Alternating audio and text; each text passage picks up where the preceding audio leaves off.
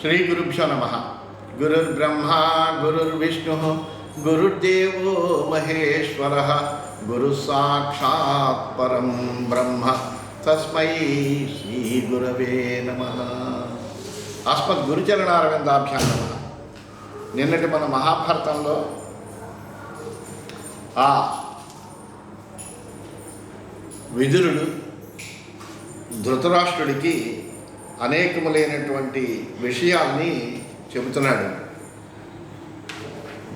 అతను చింతాక్రాంతుడే ఉండి నిద్ర పట్టక చాలా బాధపడుతున్నటువంటి సమయంలో అతని యొక్క బాధని పోగొట్టడం కోసమని అనేక రకాలుగా అతనికి హితబోధ చెయ్యాలి అని అనుకుని అతని కోరిక మీద చెయ్యాలనుకున్నాడు విదురుడు. అలా చేయడానికి సిద్ధపడి వచ్చి అనేకములైనటువంటి ధర్మయుక్తమైనటువంటి మాటలను, నీతియుక్తములైనటువంటి మాటలను చాలా చక్కగా అతనికి చెబుతూ, ఏమయ్యా, ఈ అందరి యందు సరళమైనటువంటి స్వభావంతో ఉండే కనుక నీకు ఇటువంటి బాధ ఉండదు. అసలు బంధుత్వం లేకుండానే స్నేహభావంతో ఎవరైతే ప్రవర్తిస్తారో వాడే బంధువు, ఆత్మ సరైన బంధువు అవుతాడు. అలాగే వాడే మిత్రుడు అవుతాడు, వాడే గతి అవుతాడు, చివరికి చేరదగినటువంటి వాడు కూడా వాడే అవుతాడు. అందువలన నీ సోదరుని పుత్రుడైనటువంటి పాండవుల పట్ల నువ్వు సమభావంతో వర్తిస్తే కనుక నీకు ఇంతటి ఆందోళన ఉండదు అన్న భావంతో తెలియజెప్తున్నాడు. చలచిత్తస్య వై పుంసాం వృద్ధాననుపసేవతః పారిప్లవమతేర్నిత్యం అధ్రువో మిత్ర సంగ్రహ. చపలచిత్తుడైనటువంటి వాడు, పెద్దలను సేవింపనటువంటి వాడు, చంచలమైనటువంటి బుద్ధి కలిగినటువంటి వాడైనటువంటి మానవుడికి అసలు స్నేహం అనేటువంటి పసగదయ్యా, శాశ్వతంగా నిలవదు. చలచిత్తమనాత్మానం ఇంద్రియాణం వశానుగం అర్థాః సమభివర్ధంతే హంసాః శుష్కం సరోయథా. నీరు తరిగిపోయిన చెరువు చుట్టూ పైపైన హంసలు తిరిగినట్టుగా చంచల చిత్తుడై ఇంద్రియాలకు బసుడై తిరిగేటువంటి నీచుడి యొక్క సంపదలు అంటకండ చుట్టూ తిరుగుతూ ఉంటాయా, అతనికి సంపదలు చేరవు. అకస్మాదేవ కుప్యంతి ప్రసీదంచ నిమిత్తతః శీలమేతదసాధూనాం అభ్రం పారిప్లవం యథా. వాళ్ళు ఎలా ఉంటారంటే పని లేకుండా, కారణం లేకుండా అనవసరంగా కోపగించుకుంటూ ఉంటారు. అలాగే ఒక కారణం లేకుండా ప్రసన్నతగా కూడా ఉంటారు. ఎలా ఉంటుందంటే ఇది గాలి కొట్టిపోయే మేఘంలా ఉంటుంది. అలా ఉంటుంది ఆ దుర్మార్గుల యొక్క శీలము. అంటే ఇదమిత్తంగా తెలియచెప్పడానికి వీలు లేనిటువంటి విధంగా ఉంటుంది. సత్కృతాశ్చ కృతార్థాశ్చ మిత్రాణం న భవంతి యే తాన్ మృతానపి క్రవ్యాదాః కృతఘ్నాన్నోపభుంజతే. మిత్రుల వల్ల సత్కారాలు పొంది తమ పనులన్నీ నెరవేర్చుకున్నాక ఆ మిత్రుల యొక్క హితం కోరరు కొంతమంది. అటువంటి కృతజ్ఞుల యొక్క శవాలను క్రూర మృగాలు కూడా తినవయ్యా. ఒకరిని చేత ప్రోపును తదున్నతి ప్రాపును గాంచియల్ల వెంటకును గొరత లేక పొగడందకు సంపద నొంది అట్టి దాతకు దుదికీడు చేసిన కృతజ్ఞుని పీనుగునైన రోత పుట్టక కబలింప కుక్కలు నొడంబడునే కురువంశవర్ధన అంటారు చిక్కన గారు కూడా. అంటే ఆ పాండురాజు వల్ల రాజ్యాన్ని పొందాడు ధృతరాష్ట్రుడు. ఏ విషయంలోనూ లోటు లేకుండా ప్రశంసింపదగినటువంటి అద్భుతమైనటువంటి సామ్రాజ్యాన్ని, సంపదను పొందాడు. ఇప్పుడు అతని కొడుకులకే రాజ్యం లేదండం ఎంతవరకు సబబు? అలాగే దుర్యోధనుడు కూడా అనేక మార్లు మరి ఘోషయాత్రలో అయితే ఎక్కడ పడితే అక్కడ శత్రువులు చుట్టుముట్టినప్పుడు పాండవులే రక్షించారు. ఆ రక్షించినా కానీ పాండవులకి రాజ్యభాగం ఇవ్వడానికి అతనికి ఇష్టం ఉండదు. అందువల్ల ఇలాంటి వాళ్ళని ఏమనాలి? కృతజ్ఞులు కాక వాళ్ళ చేత అనేకములైనటువంటి ఉపకారాలు పొందినటువంటి వాళ్ళు. అక్షయే దేవ మిత్రాణి సతివా సతివా ధనే నానర్థయన్ ప్రజానాతి మిత్రాణం సారఫల్గుతాం. ధనం ఉన్నా లేకపోయినా మిత్రుల్ని ఆదరించాలని మిత్రధర్మం. మిత్రుడు అంటే ఎందుకు? ఆ స్నేహితుడిని మనం ఆదరించకపోతే, స్నేహితుడి చేత మనం ఆదరింపబడకపోతే ఇంక మిత్రత్వం యొక్క ఫలం ఏమిటి?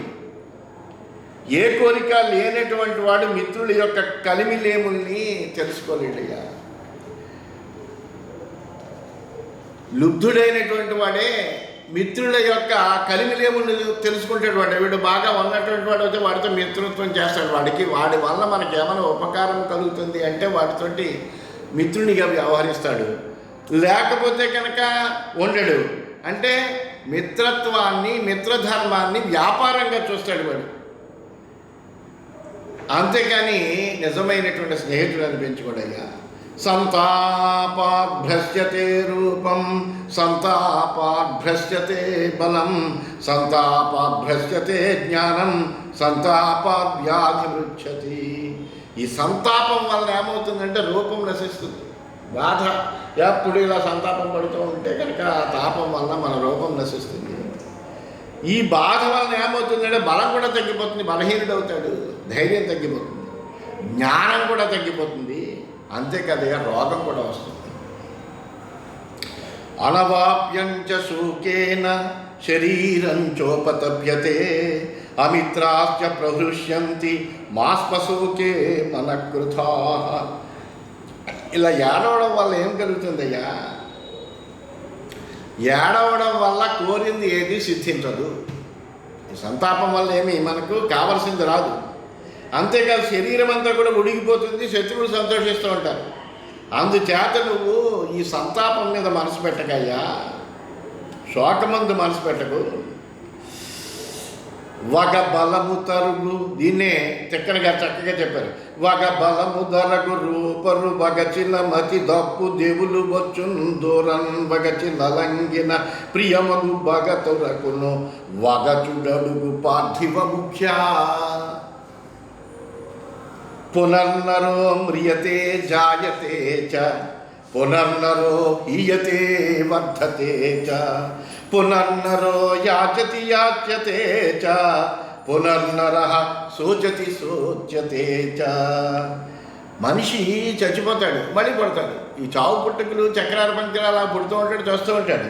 అందువల్ల మానవుడు మరణిస్తాడు, మళ్ళీ పుడతాడు, అలాగే కృషిస్తాడు, పెరుగుతాడు, అలాగే ఇతరుల్ని యాచిస్తాడు, యాచింపబడతాడు, అలాగే శోకిస్తాడు, శోకించేటట్టు చేస్తూ ఉంటాడు. సుఖం చ దుఃఖం చ భవా భవే చ లాభాలాభే మరణం జీవితం చ పర్యాయస సర్వమేతే స్పృశంతి తస్మాత్ ధీరో న చ హృష్యేన్న శోచేత్. ఈ సుఖ దుఃఖాలు, శుభాశుభాలు, లాభాలాభాలు, అలాగే మరణము, జీవితము, ఇవి అందరికీ జరుగుతుండే వంతుల వారీగా వస్తూ ఉంటాయి. అందువల్ల ధైర్యం కలిగినటువంటి వాడు వాటి కోసం పొంగిపోకూడదు, కృంగిపోకూడదయ్యా. చలాని హీమాని షడింద్రియాణి తేషాం యద్వర్ధతే యత్ర యత్ర తతస్తత స్రవతే బుద్ధిరస్య ఛిద్రోదకుంభాదివ నిత్యమంభః. ఈ మనస్సు, ఇంద్రియాలు ఉన్నాయంటే చంచలమైనవి. ఏది పడితే దాని మీదకి లగ్నమవుతూ ఉంటాయి.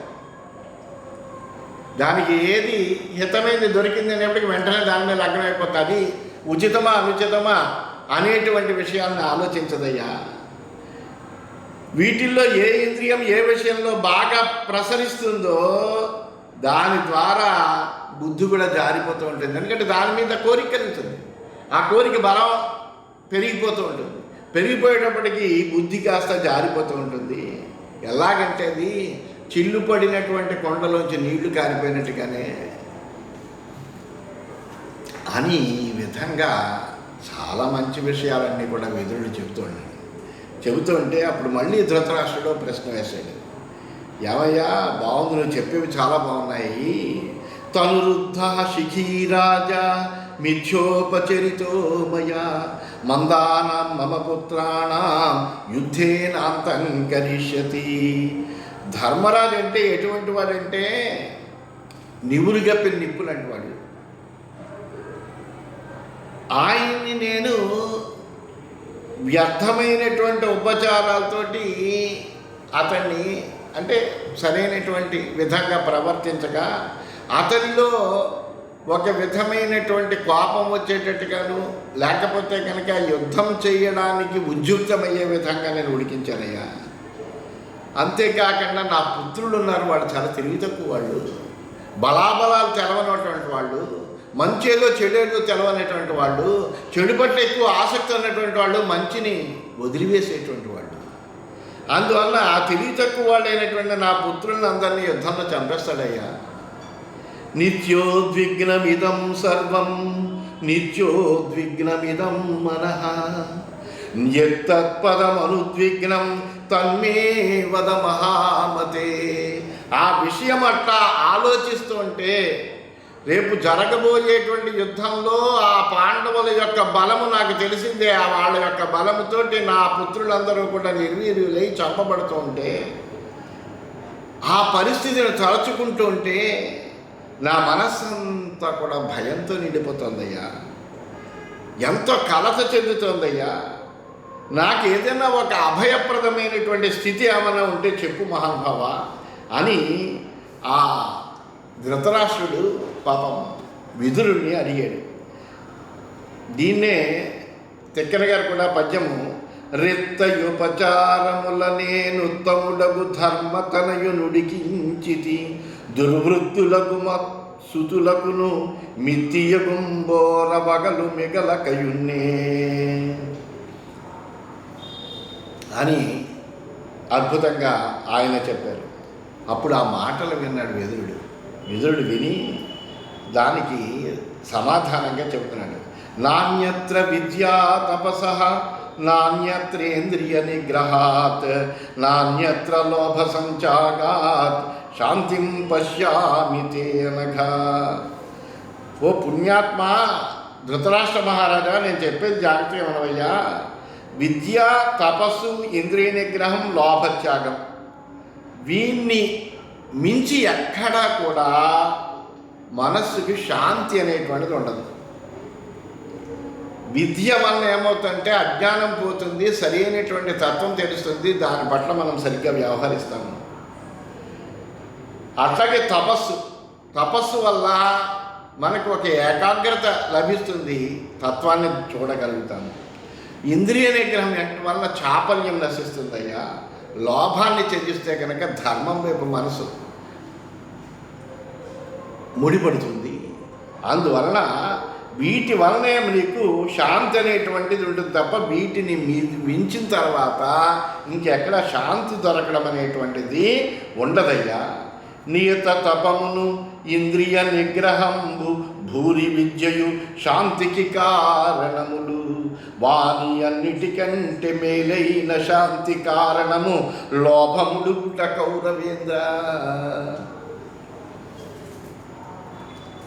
బుద్ధ్యా భయం ప్రణుదతి తపసా విందతే మహత్ గురు శుశ్రూషయా జ్ఞానం శాంతిం యోగేన విందతి. మానవుడు ఎప్పుడు కూడా బుద్ధి బలంతో భయాన్ని తొలగించడం, భయం వచ్చినప్పుడు మనం ఏం చెయ్యాలి, మన భయం పోగడానికి మనం తగినటువంటి విధంగా ఎట్లా ప్రవర్తించాలి అనేటువంటిది ధీరుడైనటువంటి వాడు ఆలోచిస్తాడయ్యా.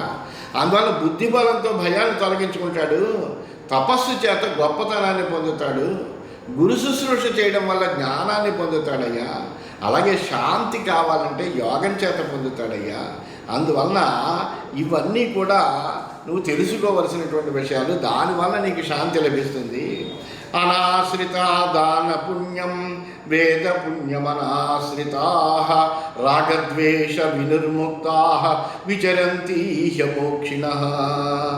దానం వల్ల కలిగినటువంటి పుణ్యాన్ని, వేదోక్త కర్మలు చేయడం వల్ల కలిగిన పుణ్యాన్ని ఆశ్రయించకుండా రాగద్వేషాలు విడిచినటువంటి వాళ్ళు ఎవరైతే ఉంటారో వాళ్ళు జీవన్ముక్తులై ఉంటారయ్యా.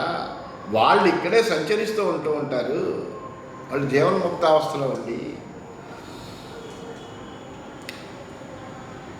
స్వధీతస్య సుయుద్ధస్య సుకృతస్య చ కర్మణః తపసశ్చ సుతప్తస్య తస్యాంతే సుఖమేధతే. ఆసక్తితో చదివినటువంటి చదువు అంటే చదువు అధ్యయనం అనేటువంటిది ఇష్టంతో చేయాలి. అలాగే ధర్మబద్ధంగా యుద్ధం చేస్తే, ధర్మబద్ధంగా చేసిన యుద్ధము, అలాగే నిష్కామంగా చేసినటువంటి కర్మ, నియమంతో చేసినటువంటి తపస్సు, ఈ 4 కూడా మంచి సుఖాన్ని చేకూరుస్తాయ్యా.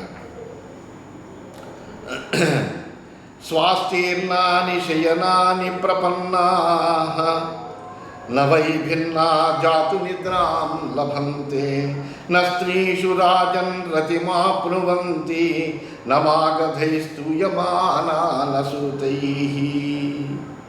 జ్ఞాతులతోటి భేద దృష్టి కలిగినటువంటి వాళ్ళు పట్టుపరుపుల మీద పడుకున్న వాళ్ళకి నిద్ర పట్టదయ్యా. ఎందుకంటే ఆ జ్ఞాతులైనటువంటి వాళ్ళు ఎప్పుడు మీద పడతారో మన పరిస్థితి ఎలా ఉంటుందో తెలియదు. అందువలన వాళ్ళకి ఎలా ఉంటుందంటే ఎంత సుఖమైనటువంటి పట్టుబరుపుల మీద పడుకున్నప్పటికీ వాళ్ళకి నిద్ర పట్టదు, స్త్రీలపై ప్రీతి కానీ ఆసక్తి కానీ కూడా కలగదు. వంద్యమాగదులందరూ వచ్చి స్తోత్ర పాఠాలు చేస్తున్నా కానీ వాళ్ళకి ఏమీ తృప్తి కలగదయ్యా. ఎందుకంటే ఈ భయము వెంటాడుతూనే ఉంటుంది వాళ్ళని.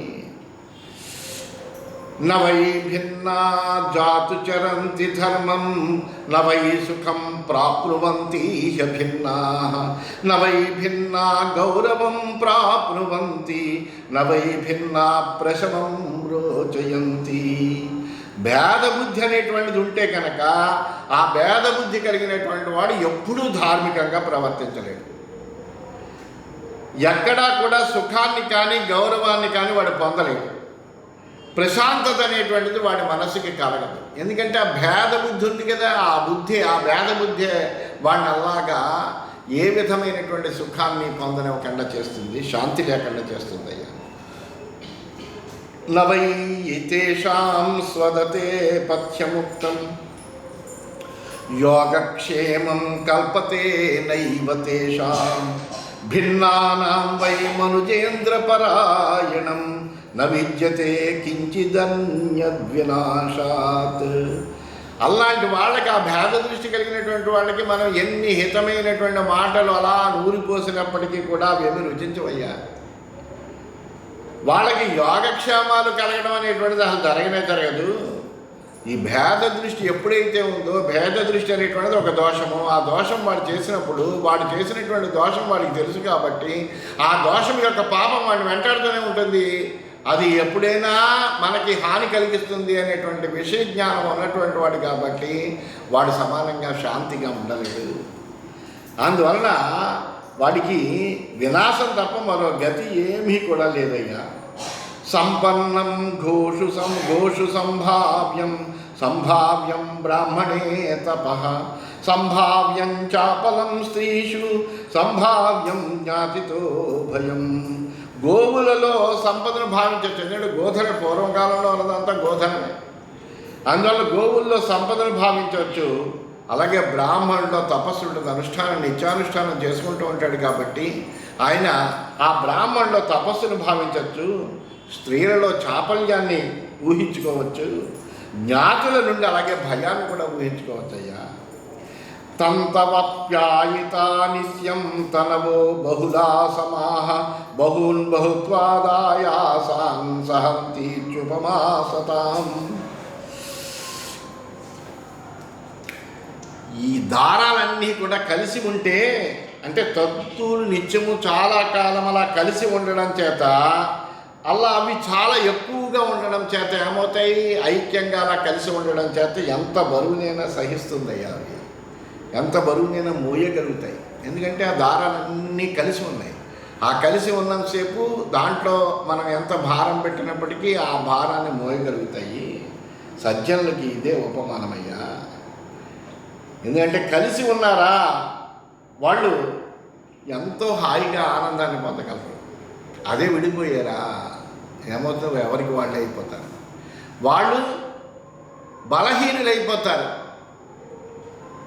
ఈ సంఘబలం వాళ్ళకు ఉండదప్పుడు అని చెబుతూ, ధూమాయంతే వ్యపేతాని జ్వలంతి సహితాని చ ధృతరాష్ట్రోల్ముఖాని వా జ్ఞాతయో భరతర్షభ ఓ ధృతరాష్ట్ర, జ్ఞాతులు కాలిన కట్టెల వల్లే వేరువేరుగా ఉంటే పొగలు కక్కుతూ ఉంటారు, కలిసిపోతే కనుక ప్రకాశిస్తారయ్యా. కలిసినటువంటి జ్వాల ప్రకాశంగా ఉంటుంది కదా, అలాగా ప్రకాశం ఉంటుంది. విడివిడిగా తీసేటప్పటికీ ఒక గంట మండుతుంది, ఒక గంట మండదు, లేకపోతే దాంట్లోంచి పొగ వస్తుంది, పొగలు కక్కుతూ ఉంటారు. అందువలన కలిసి ఉంటే కనుక వాళ్ళకి చాలా సంపద కలుగుతుంది, సుఖం కలుగుతుంది, శాంతి కలుగుతుంది. బ్రాహ్మణేషు చ యే శూరాః స్త్రీషు జ్ఞాతిషు గోషు చ బృంతాదివ ఫలం పక్వం ధృతరాష్ట్ర పతంతి తే. బ్రాహ్మణుల మీద, స్త్రీల మీద, జ్ఞాతుల మీద, ఆవుల మీద పరాక్రమం చూపించేటువంటి వాళ్ళు ఆ తొడిమ నుంచి రాలిపోయినటువంటి పండులా పతనం చెందుతారయ్యా వాళ్ళు. అందుకని వాళ్ళ మీద ప్రతాపం ఎప్పుడు చూపించుకోకూడదు. మహానప్యేకజో వృక్ష బలవాన్ సుప్రతిష్ఠిత ప్రసహ్య ఏవ బాతేన సస్కంధో మర్దితుం క్షణాత్. విడిగా ఉంటే కనుక లోతుగా వేళ్ళు పాతుకుపోయినటువంటి పెద్ద చెట్టును కూడా వాయువు ఒక్క క్షణంలో మానుతో వేళతో సహా వ్యంజావార్మార్థం వచ్చిందంటే పెళ్ళగించి వేస్తుంది కదా. అధయే సహితా వృక్షా సంఘసః సుప్రతిష్ఠితా తేహి శీఘ్రతమాన్ పాతాన్ సహంతే అన్యోన్య సంశయాత్. అలాగే వృక్షాలన్నీ కలిసి ఉన్నాయనుకోండి, కలిసి కట్టుగా వేళ్ళూనిపోయి ఉన్నాయనుకోండి, ఒకదాని వెంట ఒకటి చొప్పున అలా పరస్పరము అల్లుకుని ఉంటే కనుక ఎంత తీవ్రమైనటువంటి గాలులనైనా కానీ అవి నిగ్రహించుకుని అడ్డుకోగలవయ్యా. ఏవం మనుష్యమప్యేకం గుణైరపి సమన్వితం శక్యం ద్విషంతో మన్యంతే వాయుద్రుమమివైకజం. అలాగే గుణవంతులైన ఎవరైనప్పటికీ ఒంటరైతే గాలి ఒంటరి చెట్టును పెళ్ళగించినట్టుగా పెళ్ళగించి వచ్చిన శత్రువులందరూ భావం చేస్తారయ్యా. మనకు తెలవందే ఉంది. సంఘే శక్తి కలవయుగం అన్నారు. సంఘ ఈ కలియుగమే కాదు, ఎక్కడైనా కానీ సంఘటితమైనటువంటి శక్తి ఇంకా బలవర్ధకంగా ఉంటుంది. అదే కనుక విడిగా ఉంటే కనుక అది చాలా పేలవం అయిపోతుంది. అన్యోన్య సముపష్టంభాత్ అన్యోన్యాపాశ్రయేణ చ జ్ఞాతయః సంప్రబద్ధంతే సరసీవోత్పలాన్యుత. ఒకరికొకరు అండగా ఉండడం వల్ల, అన్యోన్యంగా కలిసి ఉండడం చేత కూడా జ్ఞాతులందరూ కూడా చెరువులోని పద్మాలలాగా అభివృద్ధిని చెందుతారయ్యా. లేకపోతే కనుక వాళ్ళు విడిగా ఉంటే కనుక అంత శోభ ఉండదు, సిరికి పట్టవుతారని చెప్తూ చక్కటి పద్యం కూడా మనకు తెలుగు భారతంలో జరుగుతుంది. అలమికొని యొండరుల ప్రోపుల బ్రాపుల నెలమి కలిమి పొంది బహుజ్ఞాతులు నెమ్మిగూడి తామర కొలని క్రియన్ సిరికి పట్టగదురుజ్వలులై అని. సిరికి పట్టవుతారని లక్ష్మీదేవి పద్మం మీద ఉంటుంది కదా, అందువల్ల అలాగా అందరూ కలిసి ఉంటే కనుక అది వాళ్ళకి సంపదను వృద్ధి చేస్తుంది. అవధ్యా బ్రాహ్మణా గావః జ్ఞాతయః శిశవః స్త్రియః యేషాం ఛిన్నాని భుంజీత ఏ చ స్యుః శరణాగతః. బ్రాహ్మణులు, గోవులు, అలాగే జ్ఞాతులు, పసిపిల్లలు, స్త్రీలు, అన్నం పెట్టిన వాళ్ళు, శరణు కోరిన వాళ్ళు, వీళ్ళు ఎవరైతే ఉన్నారో వాళ్ళ సంపదగినటువంటి వాళ్ళు కాదు. పరస్పరం యుద్ధం చేసుకుని ఒకరినొకళ్ళు సంపదగినటువంటి వాళ్ళు కాదు. న మనుష్యే గుణ కశ్చిత్ రాజన్ సధనతామృతే అనాతురత్వాద్భద్రం తే మృతకల్పాహి రోగిణః. ధనవంతుడు అవడము, ఆరోగ్యం కలవాడవడము, ఈ రెంటిని మించిన గుణం లేదు. ఎందుకంటే ఆరోగ్యం ఉండాలి, ధనం ఉండి ఆరోగ్యం ఉంటే కనుక ఇంకా ఆనందం అది. అందువలన అటువంటి గుణాలు కలిగినటువంటి వాడు అవ్వాలి. లేకపోతే ఏమవుతుందంటే మృతకల్పులు అవుతారు వాళ్ళు. అందువలన అల్లా ఉండకుండా చక్కగా రెండు మంచి గుణములతోటి కూడా శోభిల్లాలి, నీకు శుభం అవుతుంది కాక అని చెప్తున్నాడు. అవ్యాధిజం కటుకం శీర్షరోగి పాపానుబంధం పరుషం తీష్ణముష్ణం సతాం పేయం ఎన్న పిబత్య సంత మన్యుం మహారాజ పిబ ప్రసామ్య.